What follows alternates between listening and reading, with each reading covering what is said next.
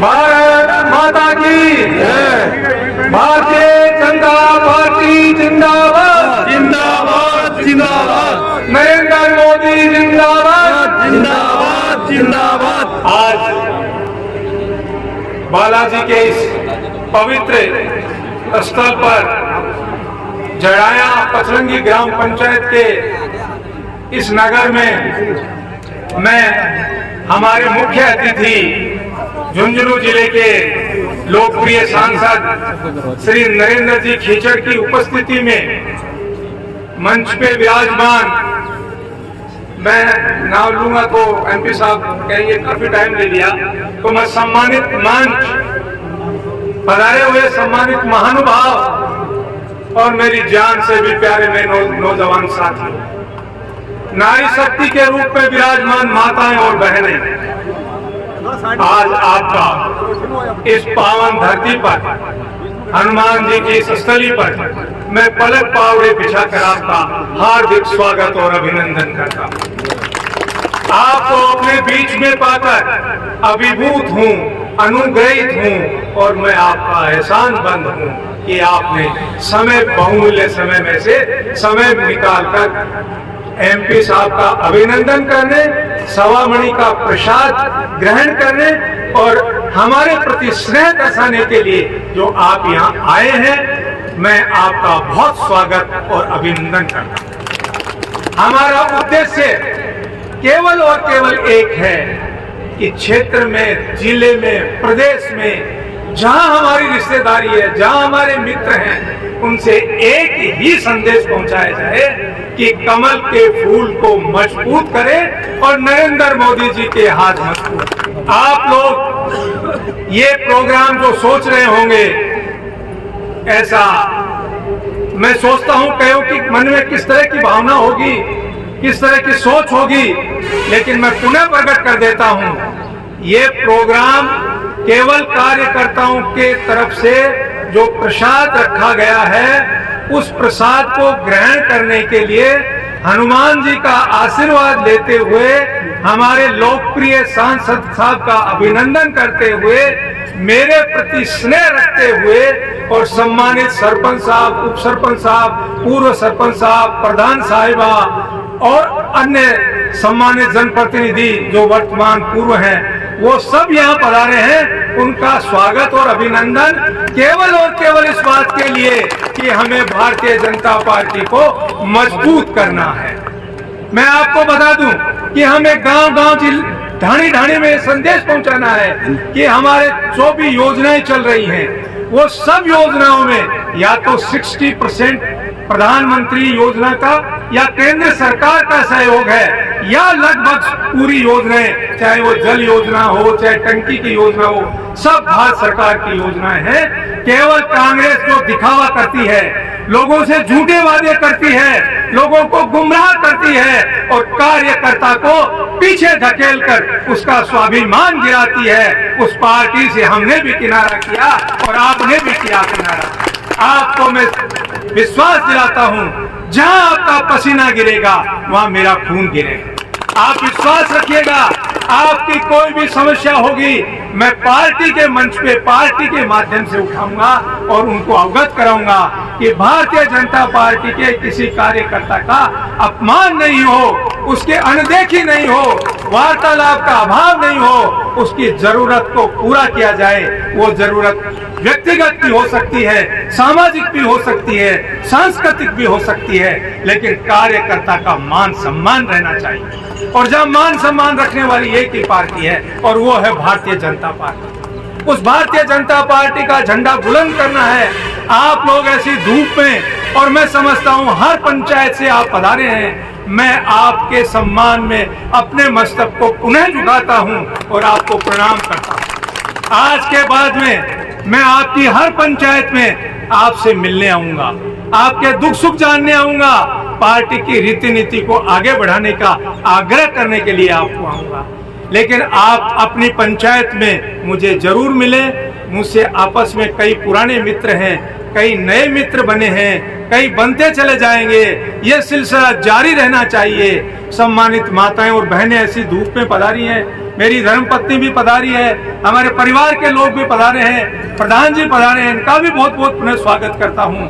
Media का और press का भी मैं बहुत बहुत आभारी और अभिनंदन करता हूं कि आपने भी समय निकालकर इस एक छोटे से आयोजन में सम्मिलित होने का जो प्रयास किया, उसके लिए आपको साधुवाद, आपको धन्यवाद। और विशेषकर एक बार पुनः हमारे लोकप्रिय सांसद साहब ने इतना समय दिया, इनकी शालीनता, सभ्यता, इनका धीर और गंभीरपना ये जाहिर करता है कि भारतीय जनता पार्टी में ऐसे लोगों की ही जरूरत है जो धीर हो, गंभीर हो, जिसका भाषा पे नियंत्रण हो, जिसकी संगत अच्छी हो, जिसकी शिक्षा अच्छी हो, वो भारतीय जनता पार्टी है। और इसके विपरीत जो आचरण करता है उनको, उनकी पार्टी मुबारक हो।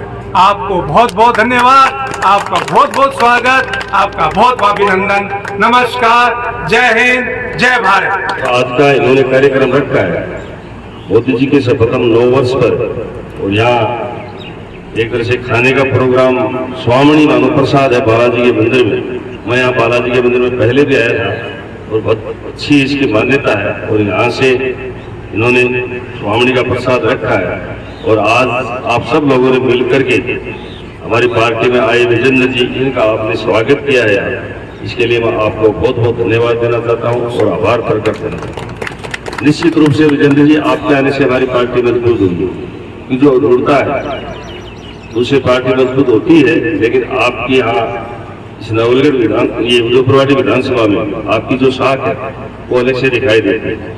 और जो आपने ज्वाइन करी, जो मुझे भी बुलाया गया, लोग कोई कुछ भी कहे, पार्टी वालों ने बुलाया और मेरे सामने आपने ज्वाइन की, और बेशर्त आपने ज्वाइन की। कई लोग कहते थे, कुछ भी कहते हैं अपने अपने हिसाब से, लेकिन आपकी खुद की भी शब्द है कि बिना शर्त पर पार्टी को ज्वाइन कर रहा हूँ और पार्टी की पूरी सेवा करूँगा। लेकिन मैं ये वादा कर सकता हूँ कि मोदी जी के नेतृत्व में जो पार्टी में अच्छा काम करता है उसको कहीं कहीं जरूर मौका मिलता है। आप खुद देख सकते हो, मेरे बारे में भी देख सकते हो, अन्य कार्यकर्ता में। अब जय को चेक नहीं चलता है, पार्टी में जो कार्य अच्छा करता है उसको फायदा मिलता है।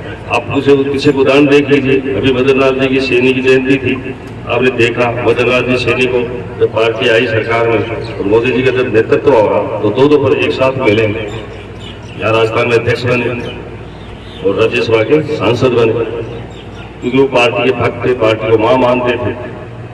तो आप भी पार्टी में अच्छा काम करोगे तो निश्चित रूप से आपको कुछ न कुछ पार्टी में उत्तरदायित्व है, निश्चित रूप से मिलेगा। ये एक बोझ मिलता है काम करने। अब वो अगला सोचे कि काम करने के बाद में अच्छा करेगा, और अगर पार्टी जरूर काम करने वालों को मौका देती है तो पुनः आपका इस पार्टी में हार्दिक स्वागत करता हूँ, अभिनंदन करता हूँ। देखो, मोदी जी के आने के बाद में 9 साल में जितना काम हुआ है सब कभी 60-70 साल में भी नहीं हुआ। हमारी साख भारत की विदेशों में कैसी बढ़ी है वो आपसे छुपी हुई नहीं। हमारे मोदी जी के खुद आप देख लो, लोग हाथ मिलाने के लिए पैर छूते हैं और क्या कहते हैं, हमारा होश। आज तक यहाँ के प्रधानमंत्री का शायद ही ऐसा स्वागत हुआ होगा बात जितना मोदी जी का हुआ। हमारा भारत बदल रहा निश्चित रूप से मोदी जी के नेतृत्व। और हमारे भारत का ही स्वाभिमान नहीं बढ़ा विदेशों में, बल्कि हमारे भारतीय जनता का भी, भारतीयों का भी मान सम्मान बढ़ा है। जो भी मान साहब ने बताया, हमारे इतना मान सम्मान बढ़ा है कि इतनी पूछ होती है जिसकी कोई हद नहीं है। कौन से देश के? भारत देश के। मोदी जी वाले।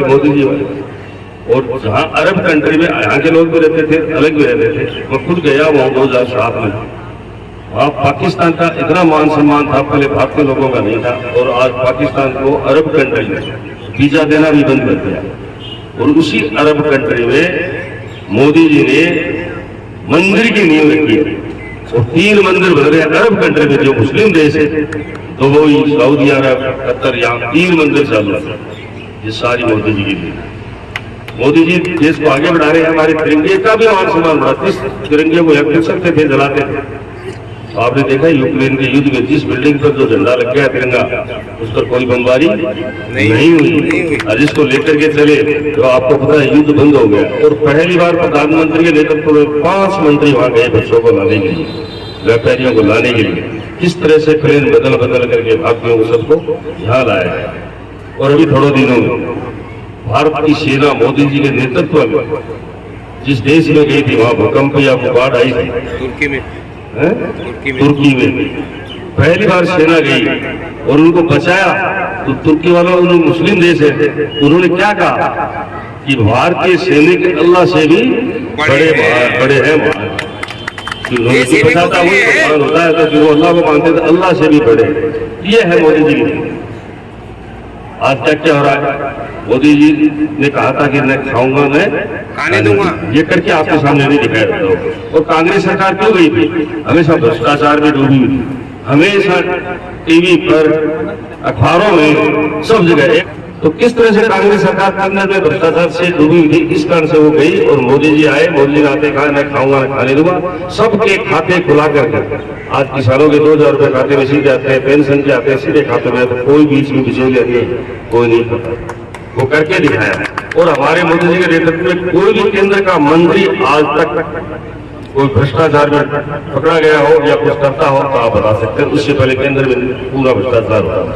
और यहाँ राज्य सरकार में देखिए, सचिवालय के अंदर सोने की ईंट और पैसे मिले आपके सामने, अभी 1 महीना भी नहीं हुआ, कितने भ्रष्टाचार हो रहा है। यहाँ केंद्र राज्य सरकार, यहाँ राज्य सरकार बनी, झूठे वादे करके बनी, आपसे छुपाओ ऋण माफ कर देंगे किसानों का।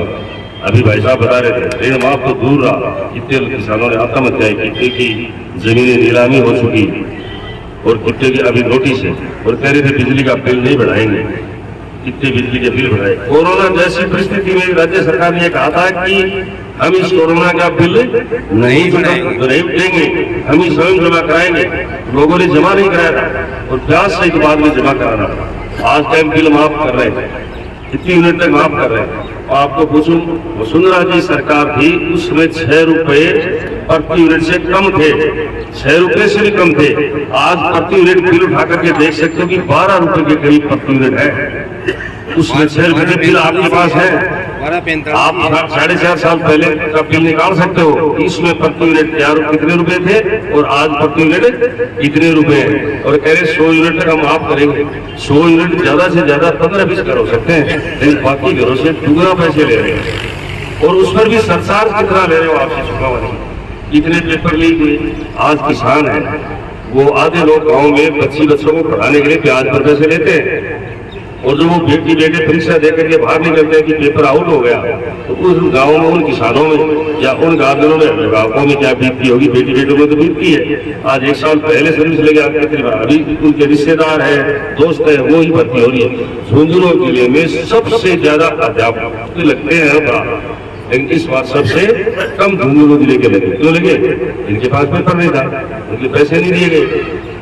झुंझुनू के जिले के साथ तो हमेशा जब कांग्रेस सरकार आती है वो दोहरा व्यवहार करती है, हर चीज में, बिजनेस में भी और नौकरी में भी। आपको ध्यान होगा एक बार पहले कि कोई भी विद्यार्थी कहीं भी नौकरी लग सकता है अध्यापक, लेकिन इन्होंने क्या किया था कि राजस्थान में झुंझुनू के सबसे ज्यादा लगते हैं, शेखावटी के सबसे ज्यादा लगते हैं, तो दूसरे जिले में जाकर के फॉर्म नहीं भर सकते। ये भी किया था, आपको पता है, डॉक्यूमेंट्स भी उठा देते पीछे। ये सारा कांग्रेस सरकार करती है शेखावटी में। और मोदी जी जल जीवन मिशन की बात कर रहे हैं, ये केंद्र की योजना है। जहाँ भारतीय जनता पार्टी की सरकार वहाँ 100%, 80%, 90% काम हो चुका। 100%, 80%, 90% काम है। जो गांव में घर होते हैं उनमें लगभग जल का नल कनेक्शन लग गया, लेकिन यहाँ पैसे देने के बाद में भी इन्होंने काम नहीं किया। मेरे जाते ही मेडिकल कॉलेज खुला था झुंझुनू में, पहले सिक्करोटपुर में खुल गया था। शेखावटी में सोच रहे थे कि 2 मेडिकल कॉलेज हो गए तो झुंझुनू में नहीं खुलेगा, लेकिन मोदी जी से मेडिकल कॉलेज झुंझुनू के लिए मांगी तो उन्होंने दे दी, लेकिन 4.5 साल हो गए, अभी तक पूरा काम नहीं हुआ। अब थोड़ा काम शुरू हुआ है, बाकी पहले तो काम ही शुरू थे। इतनी ट्रेनें दी हैं, इतनी सड़कें दी हैं, हमारे मंडावा फतेहपुर झुंझुनू और पिलानी के बाईपास निकल रहे हैं। और आप गेट के अंदर से एक जो सीसी रोड कितनी मजबूत सड़क बन रही है, देखते हो कि 40-45 किलोमीटर रोड लग है, वो हमारे केंद्र की है। और बहुत सी चीजें यहाँ केंद्र की। जल जीवन मिशन में अभी आपके टेंडर हो चुके हैं, लगभग काम चुनाव से 2024 में पूरा होगा, लेकिन ये सोचते हैं ये जल जीवन मिशन में सबके घरों में कनेक्शन हो जाएंगे तो मोदी जी का नाम हो जाएगा। और कोरोना जैसी परिस्थितियों में भारतीय जनता पार्टी के कार्यकर्ताओं ने ही काम किया, बाकी इन्होंने कुछ नहीं किया। जबकि सरकार यहाँ कांग्रेस की, फिर भी उन्होंने कुछ नहीं किया जनता के साथ। और आप खुद देखते हो कि फ्री वैक्सीन देगी मोदी जी ने, फ्री वैक्सीन पहली बार, कितनी अच्छी वैक्सीन बनी, जिसको पाकिस्तान ने भी कहा कि हम मोदी जी की वैक्सीन लगाएंगे। और पहले विपक्ष कि मोदी जी की वैक्सीन है हम नहीं लगाएंगे, और फिर सबने लगाई। तो कितना अच्छा मोदी जी काम कर रहे हैं, हमें उसका साथ देना चाहिए। सबसे सर्वश्रेष्ठ सबसे लोकप्रिय नेता है विश्व का तो मोदी है, भारतीय जनता भी उनको मान सकती, और सबसे ईमानदार व्यक्ति है नेताओं में तो वो मोदी है, पहले स्थान पर आया है। ये विश्व की एजेंसियां काम करती हैं, आज तक भारत का कोई नेता नहीं चुना गया ईमानदार, वो भी पहली बार चुना गया, वो भी मोदी चुना गया और पहले स्थान पर चुना गया।